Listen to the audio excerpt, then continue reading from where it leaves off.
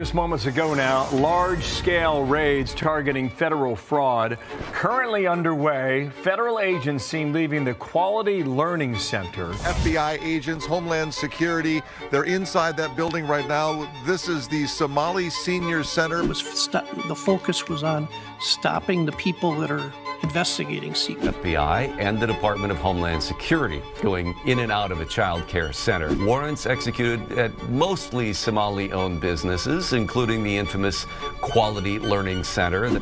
And it's pretty consistent here that you are just straight up lying. You are straight up lying to the people. You are not enforcing the law, and that is your job to do. So yesterday was crazy. The FBI came in.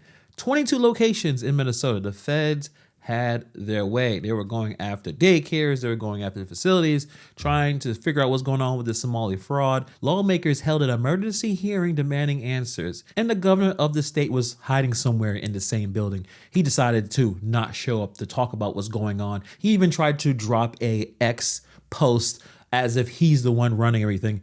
It was pretty embarrassing, but let's get into it. Before we get to the actual hearing, because that's what we're going to talk about for the most part, the chair of the committee, Representative Mary Zanson, had to address the elephant in the room because they have invited Tim Walz to testify today, sent him an invitation on March 9th. That's over a month ago. Gave him his pick of the dates, never heard back. Then late last night, the night before the hearing, his office finally responded to decline. And then late last night, he declined our invitation. Should be addressed by the governor before our committee. And I know he's available today. He's probably in the basement or somewhere in this building because tonight is the State of the State address.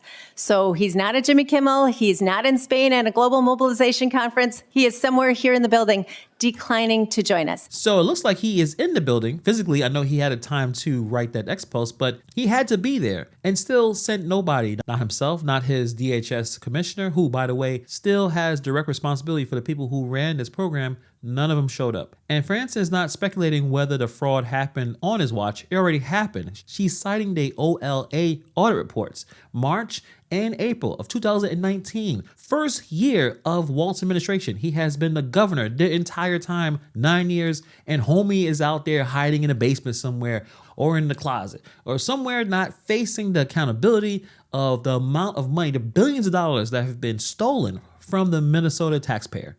Way to go, Tim Walz.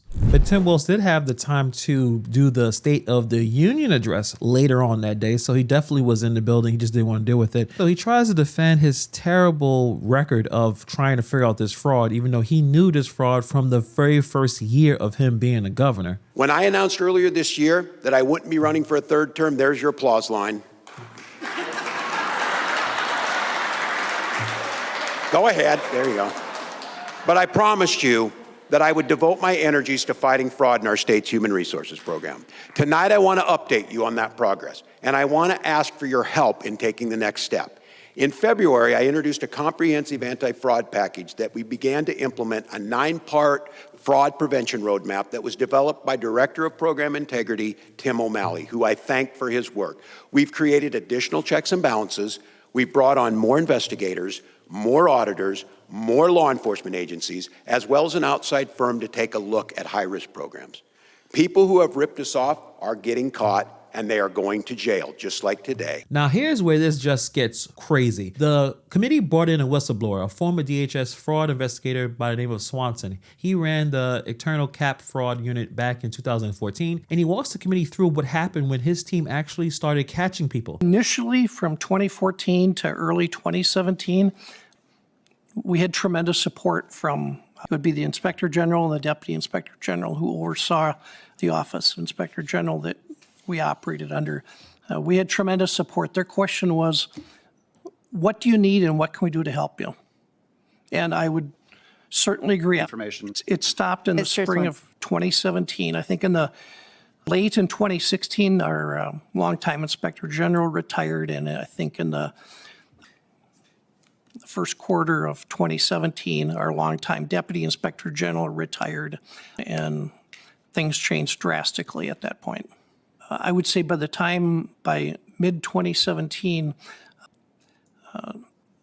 the administration and the leadership at DHS, there was no focus on stopping CCAP fraud. It was the focus was on stopping the people that are investigating. At one point before I retired, I told my superiors, if you gave me 100 fraud investigators today, we would do a whole bunch more cases, and the problem would remain the same or maybe get bigger. He said by mid-2017, there was no focus on stopping CAP fraud. So the focus shifted from stopping the fraud to stopping the people investigating the fraud. That's a decision somebody in power made.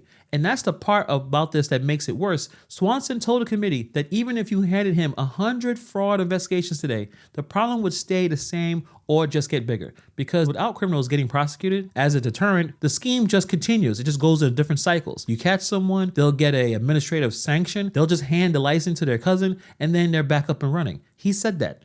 The whole operation is just full with nonsense of the highest order, and it's been running for years because someone turned the lights off on the people who was trying to stop it. Quote, we are in the business of making money. If we make $50K a month but have to pay out $30K to mothers in kickbacks, we lose profits. Now stay with me here because this next part is something else entirely. There was a group called the Minnesota Minority Childcare Association. This was a lobbying organization for Somali-owned daycare operators that was meeting directly with DHS officials to push back on fraud prevention legislation. And the chair read from emails that was into the record. I'm going to show you the quote because nothing I can say would be wilder than what was actually said. So in one, the lobbyist for the Minnesota Minority Childcare Association objected to limitations on CCAP dollars for dependents of center employees and asked for the governor's help in blocking this legislation. And in a different email, they objected. They were trying to apparently limit, they asked for people limiting that parents could not move among associations, and they wanted to clamp down on that. Because they said the biggest problem is the client parent moving around to providers and corrupting the system. They wanted to increase the allowable absent days from 25 to 100. And in a different place, they asked DHS to lower the burden of, DHS was trying to lower the burden of proof from preponderance of the evidence to clear and convincing, from clear and convincing to preponderance, and they opposed that. And then again, when they were talking about DHS wanted to, the providers, quote, requested that DHS artificially limit the parents' choices in selecting a child care center and prevent parents from moving their children from one center to another. Quote, we are in the business of making money. If we make $50K a month but have to pay out $30K to mothers in kickbacks, we lose profits. So they were overtly talking to DHS about the kickbacks in these documents. And they were overtly trying to stop efforts going on at the legislature to put guardrails on these programs. We lose profits. They said that to government officials in a formal meeting that they requested. They weren't trying to stop kickbacks. They were lobbying to trap parents at certain daycares so they wouldn't have to pay as many kickbacks. Swanson confirmed his deputy sat in that first meeting in 2016 and came straight to his office and reported it afterward. And then, because DHS kept scheduling meetings with these people, Swanson himself gets directed to attend another one in the spring of 2017. He shows up, and here's what happened. Pointed directly at the other DHS official and said, stop. We don't want to hear any more of that. And then he pointed at me, and he said, the person we want to talk to is him, Mr. J, because when his people come to our centers get shut down and the money gets shut off.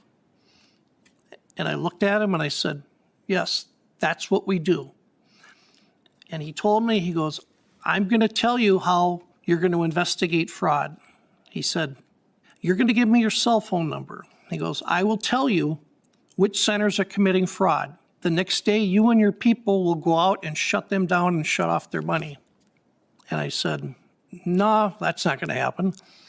And he goes, I'm telling you, you're going to give me your cell phone number today, and I will tell you. And I said, sir, people can report fraud to DHS. We have they can report on our website. They can remain anonymous. We have, a phone number they can call. They can remain anonymous. I said, every one of those fraud tips is looked at by me and my team. I said they were looked at very closely.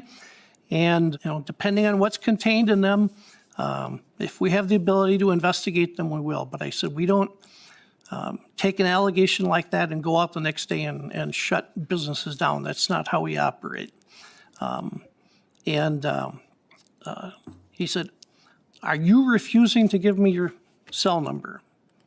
I said, that's exactly what's taking place. And he stood up and the group walked out, and that was the end of the meeting. For the record, some of these people in that room are now in the convicted feeding off future fraudsters, those scammers. 2 of them, to be precise. They were sitting in the meetings with DHS officials openly discussing kickback economics, and DHS kept meeting with them. Like, this is some level The Office, Parks and Rec nonsense, like institutional incompetence, institutional failure, except real money, taxpayer money, completely gone. Let me give you one number. Representative Schultz dropped this on the record. I need you guys to sit back and really think about this. The top cap recipient in the state of Minnesota in 2025 received $4.1 million in reimbursements. I'm going to kind of share with the committee one of those, and it's that the top CCAP recipient in the state in 2025 received $4.177 million in reimbursements just last year, and with a licensed capacity of 137 children, which for us, that would mean that if every single child is eligible for CCAP and maximum capacity is maintained through the entire year, the center is receiving nearly $30,500 per child for 2025. And that's pretty tricky because when you look at it, the only way that that seems possible mathematically is for the center to have billed the maximum weekly rate for an infant in Hennepin County with the preferred provider bonus for every child for the entire year. The center is receiving nearly $30,500 per child for 2025. And that's pretty tricky because when you look at it, the only way that that seems possible mathematically is for the center to have billed the maximum weekly rate for an infant in Hennepin County with the preferred provider bonus for every child for the entire year. 1 daycare, 1 year.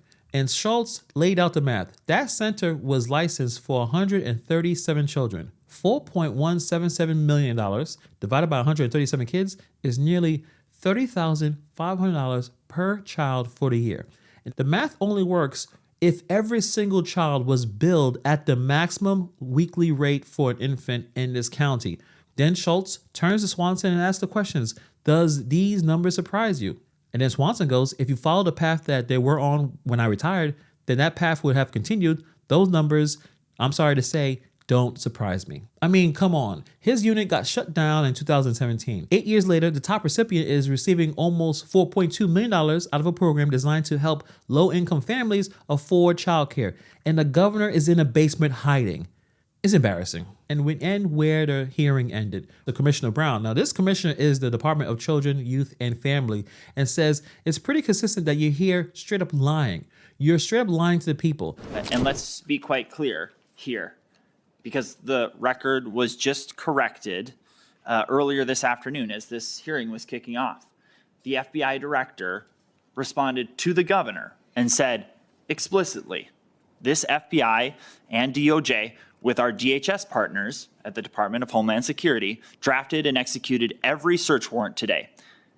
But go ahead and take credit for our work while we smoke out the fraud plaguing Minnesota under your governorship. That's what the FBI director said in response to Governor Walz today as this hearing began. And it's pretty consistent here that you are just straight up lying. You are straight up lying to the people. You are not enforcing the law, and that is your job to do. And then you come here in front of this committee and you lie to us. You straight up lie. You lie in front of the cameras in response to the Nick Shirley videos. You tell us that following his visits, that you sent inspectors out to the sites. And your words, Commissioner, were kids are present at all the sites, except for the site that's not yet open. These are your words. You're lying, and you're allowing taxpayer money to flow through your agency to fraudsters. that are connected to a huge industrial scale fraud ring. I don't know why you haven't resigned already. And here's why this lands so hard. She said that the kids were present at all the sites. Quality Learning Center was on that list. Today, the FBI executed a search warrant on that Quality Learning Center. The agency stopped payments to that center on December 30th, 5 days before it closed. They knew that something was wrong. They cut the money, the center closed, and she still said no fraud was found, with a government warrant being served with that building yesterday. She still has a job. The governor is somewhere in the building.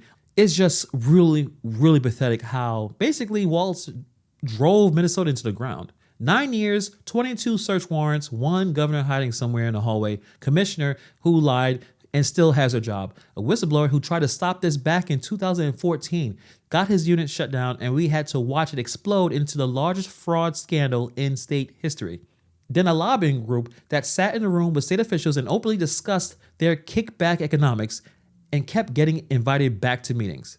This is nowhere near over. Charges are coming, more hearings are coming, and this channel is going to be there every step of the way to see exactly what's going on. If you have watched this video and you have not subscribed, do that right now. I think over 80% of you guys who watch these videos are not subscribed. It's free, it takes 2 seconds, and it helps me build this channel. Appreciate all your support, but let me know what you guys think about this in the comments below.